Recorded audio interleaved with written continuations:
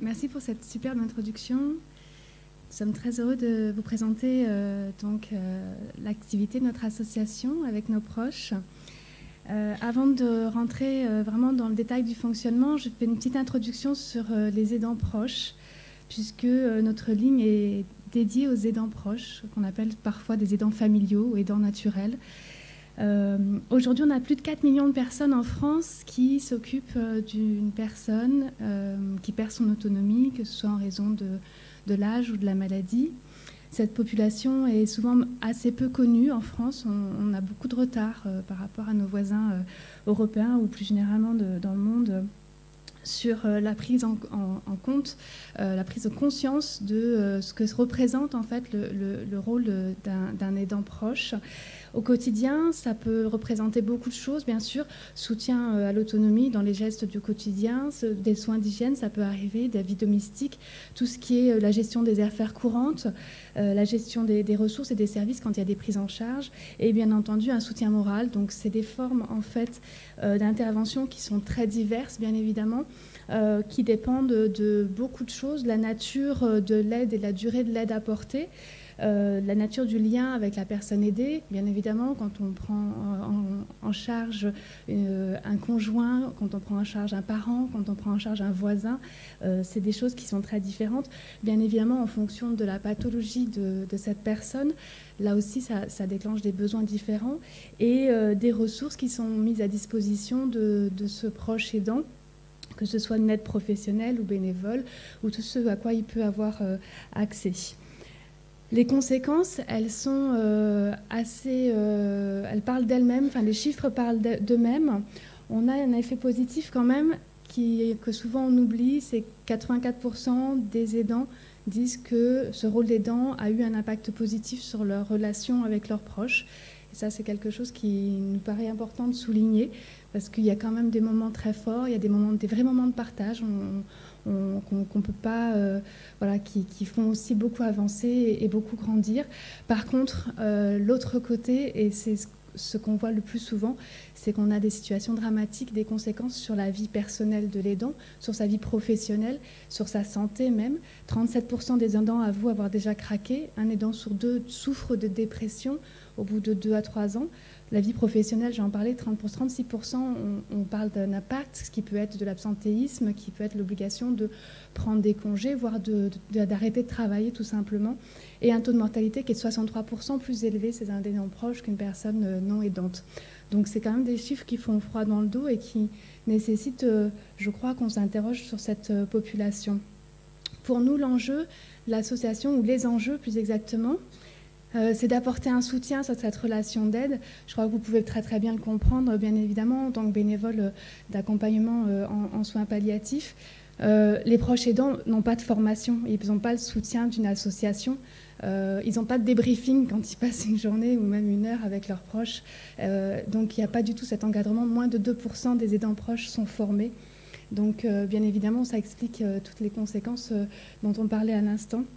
Donc pour nous, c'est important de pouvoir leur apporter un soutien, de prévenir leur épuisement, parce que bien évidemment, qui dit épuisement va dire des situations de rupture de prise en charge, des situations d'aide qui vont se dégrader, des risques de négligence, voire de maltraitance, donc forcément très négatifs, et pour l'aidant et pour l'aider, pour les deux personnes. Et dans le cas de la fin de vie, évidemment, des conditions d'accompagnement très, très, très dégradées.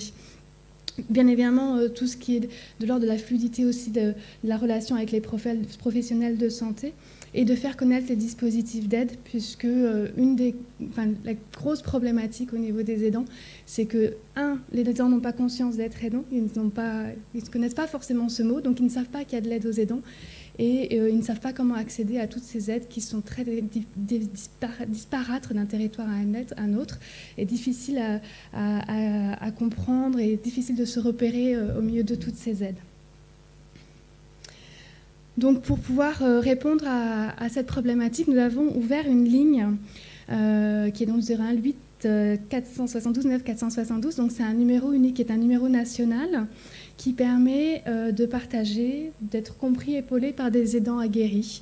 Donc nous avons des bénévoles au bout du fil qui sont tous des anciens aidants qui sont formés, bien sûr, et qui vont pouvoir répondre aux aidants, leur apporter ce soutien, partager leur expérience et les orienter.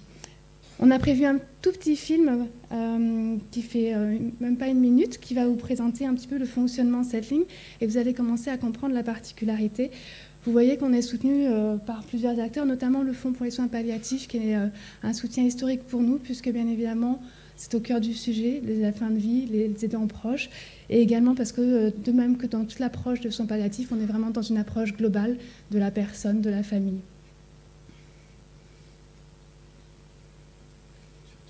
Ivan a une canne, mais n'a plus toute sa tête. Il perd souvent ses affaires, et seul il oublierait parfois de prendre ses médicaments. Heureusement, Jeanne est là au quotidien. Elle organise, elle prépare, elle pense pour deux. Jeanne cherche la canne d'Ivan pour la 3e fois aujourd'hui. Elle commence à fatiguer, elle s'inquiète. Elle sait pourtant que pour Ivan, elle doit rester en forme. Ce qu'il lui faudrait, c'est un peu de temps pour elle, un moment pour souffler, partager ses soucis, bref, faire le point. Sur les conseils d'une amie, elle compose le numéro d'Avec nos proches. En tout anonymat, elle va être mise en relation avec quelqu'un qui peut la comprendre parce qu'il a vécu la même situation. Nicole a accompagné le départ de sa maman, qui les dernières années la prenait pour le facteur. Son téléphone sonne. Mais Nicole ne peut pas répondre. Aujourd'hui, elle taille son rosier, elle est dans son jardin. Jacques a pris soin de sa femme pendant de nombreuses années. Ses petits-enfants viennent juste de lui rendre visite. Quand son téléphone sonne, il reconnaît le numéro d'Avec nos proches. Il prend l'appel et discute avec Jeanne. La bonne humeur, l'écoute et les conseils bienveillants de Jacques remontent le moral de Jeanne. Et c'est tout simple. Quand Jeanne retrouve le sourire, Ivan retrouve sa canne.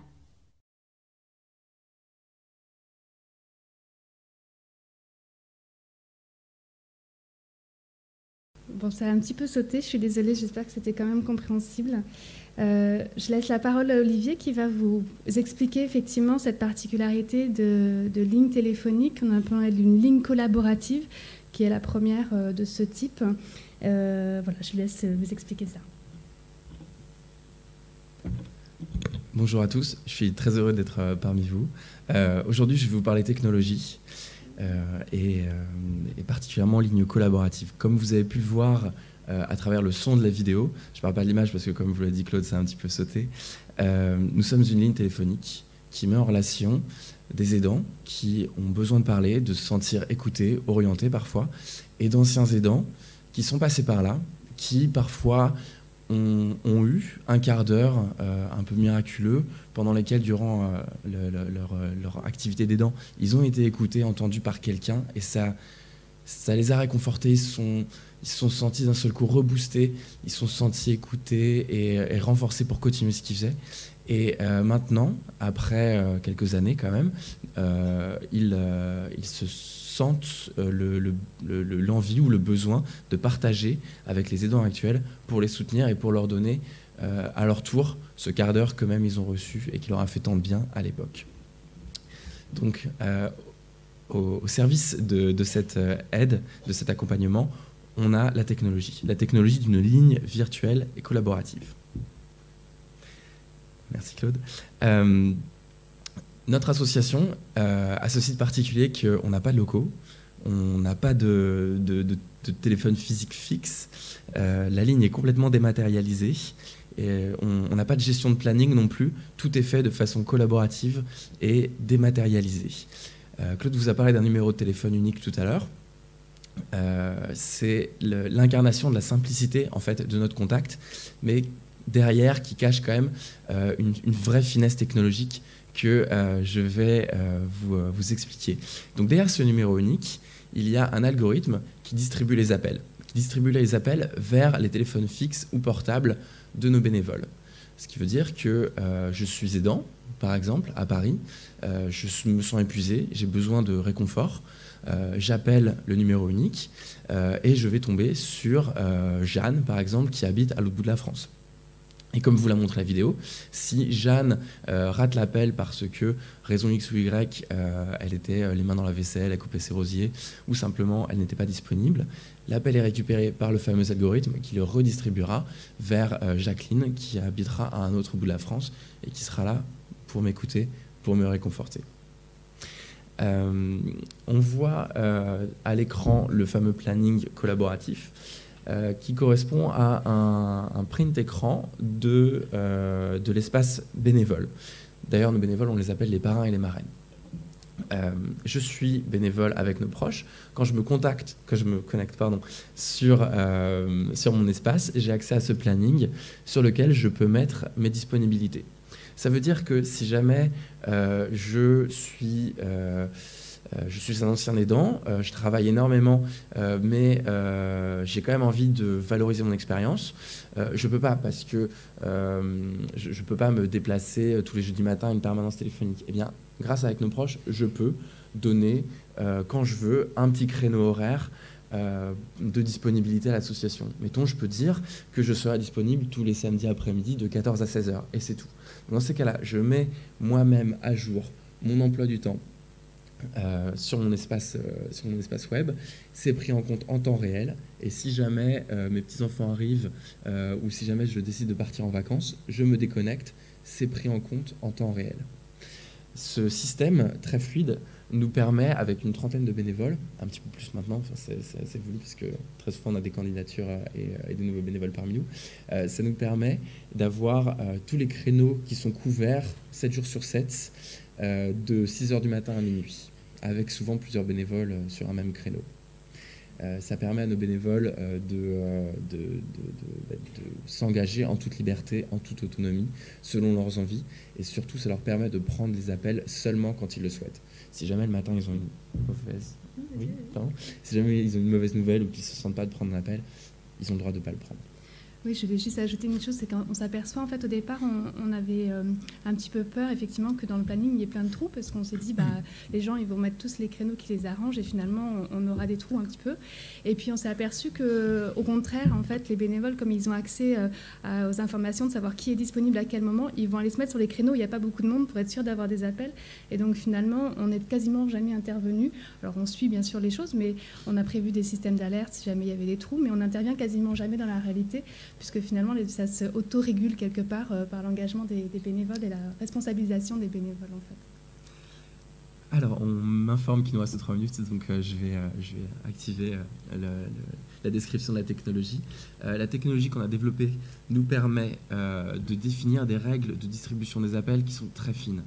Par exemple, la ligne est capable d'orienter un appel vers l'aidant le plus proche, vers le bénévole le plus proche disponible, en fonction des préfixes téléphoniques. Ça permet d'avoir une vraie proximité. La ligne garantit l'anonymat des appels, mais pour autant, si jamais je suis bénévole, j'ai le droit de dire que je m'appelle Olivier et que j'habite à Paris. C'est rester dans l'anonymat, mais c'est incarner, c'est humaniser la relation, c'est créer vraiment un lien. On a une fonction rappel. On a la possibilité aussi de laisser un message des deux côtés de la ligne, que ce soit appelant ou appelé, un message à destination de l'association à la fin de l'appel pour raconter son expérience, savoir comment ça s'est passé et s'exprimer. Et ça nous permet, nous, association, de vraiment avoir un suivi très précis et suivi des appels, et aussi d'avoir des témoignages absolument bouleversants. Bien sûr, on a une supervision adaptée à l'objet de notre action, mais aussi adaptée aux conditions géographiques, c'est-à-dire dématérialisée, parce qu'on a des bénévoles dans toute la France. On a un suivi des bénévoles grâce à des appels individuels, des coachings, des binômes, des appels groupés aussi, et on est en train de développer des outils web de forums internes aux bénévoles pour partager des bonnes pratiques, partager des expériences. Et aussi, évidemment, créer du lien, parce que dans toute association, vous le savez, les bénévoles, ce qu'ils cherchent aussi, c'est créer du lien. Donc, pour résumer le côté bénévole, qu'on appelle encore une fois les parrains et les marraines, parce qu'on estime avoir redéfini un petit peu les lignes du bénévolat, ça permet un engagement à la carte. Je suis bénévole quand je veux, où je veux, Et surtout, ça permet à des publics d'ordinaire un peu exclus du bénévolat, par exemple des gens en perte d'autonomie physique, mais qui ont encore besoin, enfin, qui ont encore envie de s'investir, ou des gens qui travaillent énormément mais qui n'ont pas le temps. Ça leur permet de valoriser, de trouver un sens à leur action. Ça permet aussi d'intégrer une communauté qui est active, qui est bienveillante et qui est très orientée partage, bien sûr. Et aussi, ça permet, mais ça je vous le disais tout à l'heure, de prendre des appels simplement quand je le veux. Si jamais mon téléphone sonne mais que j'ai une mauvaise nouvelle ce matin, je ne prendrai pas l'appel. Je sais que derrière, un autre parrain marraine à Strasbourg, à Quimper, prendra l'appel pour moi. Je laisse Claude parler du bilan. Oui, donc la conclusion, effectivement, ça fait 2 ans qu'on a lancé la ligne. Donc la première année, on a été très prudent dans la communication parce qu'on n'a pas vraiment de comparable, donc pour voir comment ça allait fonctionner, comment allait se comporter effectivement les bénévoles et autres. Et donc au bout de 2 ans, alors effectivement on a eu pas mal de prix et de récompenses, de visibilité média sur ce dispositif qui est quand même très original, des témoignages, Olivier en parlait tout à l'heure, qui sont absolument bouleversants, mais ça je pense que c'est le cas de beaucoup de lignes solidaires quand elles sont bien gérées. On a 35 bénévoles répartis dans toute la France. Plus de 6000 minutes de conversation, et notre objectif aujourd'hui, que ce dispositif a fait ses preuves, c'est pouvoir effectivement se développer pour que on puisse effectivement avoir des appels qui soient pris localement, même si c'est un numéro unique, qu'elle soit orientée vers le bénévole le plus proche, pour qu'il puisse donner de l'information encore plus pertinente sur les aides qui existent localement, sur les structures de soins locales, etc. etc. Donc ça ouvre un petit peu le débat sur l'ouverture d'autres lignes. On nous a interrogé effectivement sur les limites du dispositif. Nous, on a vraiment essayé dans cette ligne d'adapter la thématique des aidants à la ligne. Bien évidemment, on n'est pas sur du non-verbal. C'est quelque chose qu'on perd par le téléphone, forcément. On n'est pas non plus sur des thématiques qui sont trop des situations d'urgence, puisque les bénévoles sont chez eux. Et donc, quand ils prennent un appel à 11h du soir, qu'ils sont seuls chez eux, même s'ils peuvent appeler un autre bénévole, etc., c'est quand même pas si simple. Donc, ça nous paraissait important d'intervenir en amont sur la relation, la prise de conscience d'être aidant, etc., mais pas sur des situations de crise, même si on a une psychologue en niveau 2 qui peut intervenir, mais c'est quand même pas la même chose. Et la seule point sur lequel on est vigilant, c'est qu'effectivement, quand on fait le recrutement des bénévoles, on s'assure que la motivation du bénévole, comme c'est souvent le cas, ne soit pas du contact physique, des rencontres, des réunions, du temps passé avec des gens localement, parce que là, bien évidemment, aujourd'hui, c'est quelque chose auquel on ne répond pas. Voilà.